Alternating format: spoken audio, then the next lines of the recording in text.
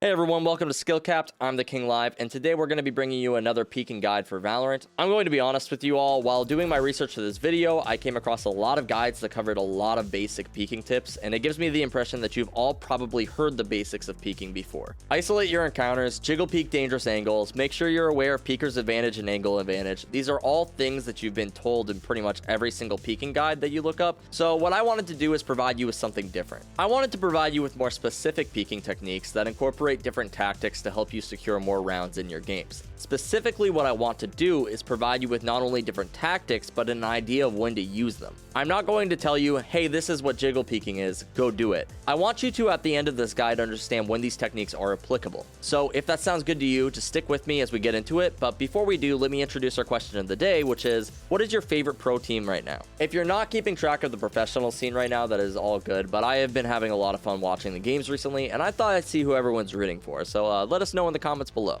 Speaking of professional matches, though, we're going to be getting into our very first peeking tip, which is taking advantage of jiggle pre-firing to get yourself out of dangerous situations, or in some cases, secure yourself rounds safely. Now, this is something I've utilized in a lot of my games, but recently I saw this happen during a match between Gen G and 100 Thieves, and I thought it was a really good thing to talk about. So we're going to be breaking down specifically what I mean by this and when it is applicable. The round we're going to be taking a look at is taking place on Ascent, where Gen G's Sean is up in a 1v1 against the one and only Hiko, except Hiko is going to be at 1 HP left in the round. Just because your opponent is at 1 HP though does not mean that you can count them out, and Sean knows this, which is why he's playing this very carefully right now. You'll notice as Sean approaches Hiko, he spots out Hiko's location by paying attention to the direction the drone is coming from. Of course, Hiko cancels his drone after spotting how close Sean is, and because of this, they now both know each other's location. Now, rather than Sean just running at Hiko aggressively, what you're going to see is that he's going to start firing off a couple of shots into the wall in an attempt to pre-fire Hiko if he tries to peek him while he's attacked by the recon. When the shots don't connect, Sean backs up and waits for the recon to expire, and then once again throws in another jiggle pre-fire in an attempt to once again take out Hiko if he by chance tried to push up while Sean was tagged by the recon. Once again, the second pre-fire does not connect, and Sean once again goes for another jiggle peek pre-fire into the final corner, knowing that after clearing the first two angles, Hiko must be playing deep in the corner, grabbing the kill and securing the round for his team. The reason these jiggles are a good idea is because even though Hiko is only 1 HP, it only takes one bullet with a Vandal to kill Sean, and if Hiko is holding the off angle, he could easily land the first shot. Because he knows Hiko is backed into the corner, Sean doesn't want to give Hiko even a chance to land a shot on him. By using this technique, Sean exposes as little of his body as possible in an attempt to kill Hiko, and it ends up winning the round for his team. Now, this is an example of how this tactic can be used while playing on offense. However, it can similarly be done while you're on the defensive of an encounter, specifically when you are backed into a corner and have no option but to fight your way out. Basically, if you're backed into a corner and being pushed by an enemy, your options are either wide swing them and try to catch them off guard, or similarly to how Sean did this to Hiko, you can throw in little jiggle pre-fires in an attempt to catch a shot onto your enemy and bail yourself out. What you'll see from a lot of lower ranked players is rather than using one of these two options, what they'll do is they'll sit in the corner and hide, or get ready to shoot the enemy as they come around the corner. The problem with this is both peeker's advantage, but also the enemy is going to pre-fire you if they know that you're that deep into a corner, so you won't have much of a chance at all. You'll notice during the clutch against Sean, Hiko at the very end attempts to wide swing out of the corner at the last second, but unfortunately it's just a bit too late as Sean is already pre-firing the corner that Hiko is in.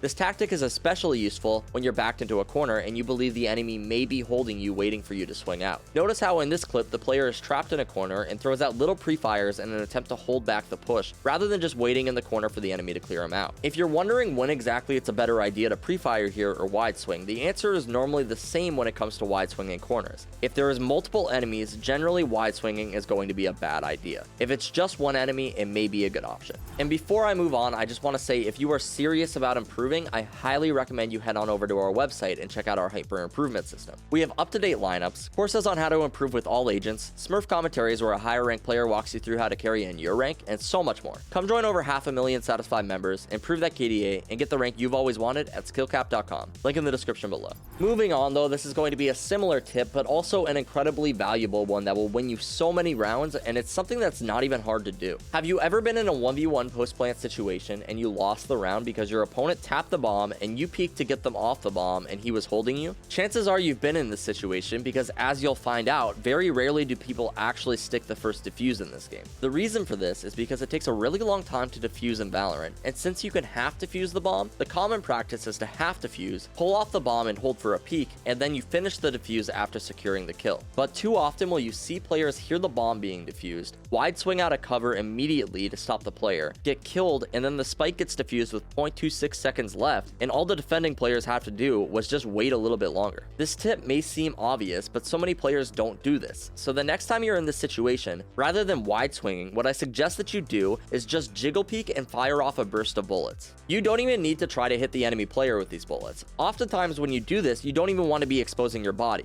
The only goal here is to make your presence known and to force them off the bomb. Now, most of the time when you do this, what your opponent is going to do is pull off of the bomb in an attempt to trade fire back.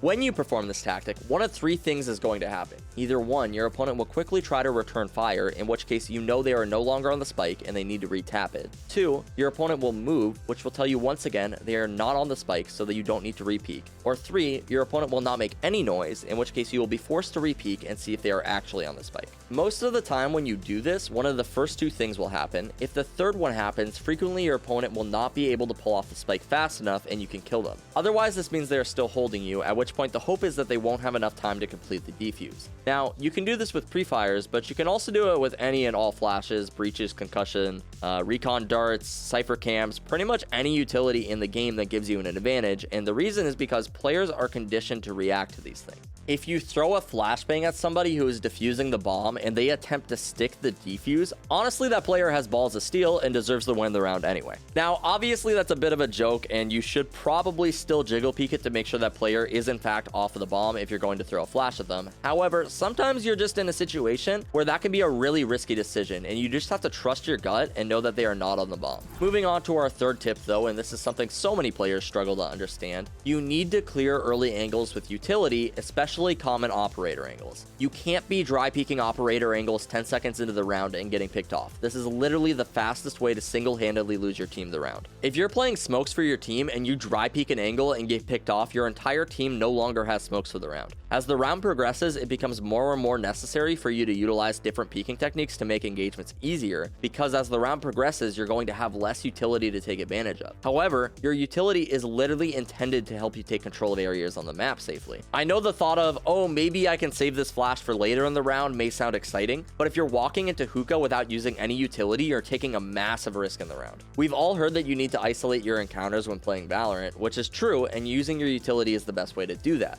I know this tip isn't nearly as exciting as the other ones, however, it's consistently one of the biggest issues with players, so it needs to be mentioned. If you're peeking dangerous angles while you still have a smoke, flashes, or mollies available, you really need to be using them. What exactly is a dangerous angle though? Obviously, I can't go over every single angle in the game, however, specifically what I mean by this is any of the first points of engagement on the map, you should be using utility to clear. If it's a location defenders will commonly hold, utility should be used to take it. On a map like Bind, for example, locations you should use utility to take would be long, showers, short, and hookah. For places like long and showers, oftentimes you can take these by using a recon dart or a flash. For areas like hookah and short, sometimes you're going to need to use a drone or smokes to help you isolate angles and clear them out. Unfortunately, as much as some of us would like it to be, Valorant isn't just about dry peeking everything, and by playing the game safely like this, you're going to reduce the risk of being caught off guard by your enemies. Speaking of catching enemies off guard though, let's move on to our fourth tip, which is combining a jiggle peek and a wide swing to catch your enemies off guard and throw their aim off. The reason there are so many different peeking techniques is because Valorant is very much a mental game as you climb the ranks. As you start going against players who have better aim than you need to figure out ways to help them win more gunfights versus them. And one awesome way to do that is by attempting to throw off their aim with different tactics. We've all heard of crosshair placement, and that's primarily what we're going to be targeting here. Basically, what you're going to want to do is jiggle peek an enemy first, and the reason you do this is because after the enemy sees you jiggle, they're going to adjust their crosshair to try to shoot you. Immediately after you jiggle, what you're going to want to do is wide swing the enemy. Because they have adjusted to try and shoot you while you're jiggling, their crosshair is going to be out of position, not prepared for you to wide swing out, and you should be able to pick up the kill on your enemy while their aim is off. This can also be done with a teammate where one of you performs the jiggle and the other wide swings. This way you can both peek the enemy, and even if they do still happen to land their shot, at least you will get traded. Obviously there's an element of risk in all of your gunfights, but this tactic can be really good for throwing off enemy players and making your peeks less one-dimensional. If you're like me, however, and you'll listen to guide videos and then forget to incorporate the tactics in your actual games, what I would recommend is after you watch this video, try loading into a deathmatch game and practice practice this tactic versus players. Deathmatch can be a great tool for practicing different peeking techniques because it simulates so many different encounters. It can be hard to remember some of these things while you're in the moment during your games. However, if you already performed these tactics once or twice, it becomes a lot easier for you to remember them when you're in the situations where they are applicable. Moving on though, our very last tip that we have for peeking is to mix up your peeks when playing against your opponents. If you're always peeking things the exact same, enemies are going to start to find ways to catch you off guard and take advantage of how easy you are to read. A general rule of thumb is that you should not do something the exact same way 2 times in a row. You can still do it twice within a game, however, if you do it twice in a row, it's still very fresh in your opponent's mind, it can make you too predictable. If you've been dry peeking the same location every single round, I'm just going to buy an operator and wait for you to dry peek it and then walk away with a free kill. Instead, for example, say you're playing on split B site, maybe you've been jiggling B main every round and the enemies have noticed this. What is likely going to happen is they're going to start pre-firing this in response. So what you can do instead is, rather than jiggling it every round, give it a few seconds and then throw a flash into B main to peek it. By doing this, your enemies may see that you did not peek it and think maybe it's okay to push up. By just mixing up these techniques a little bit, you can play mind games with your opponents and really become difficult to read. Another example of this that I have used is that if you're opping mid on ascent, you can take advantage of the different elevation levels to throw your enemy's aim off. This is a really awesome tactic that can make an amazing difference within your rounds. And remember, if you want to improve your KDA, win more gunfights, and get the rank that you've always wanted, be sure to check out skillcap.com. Link in the description below.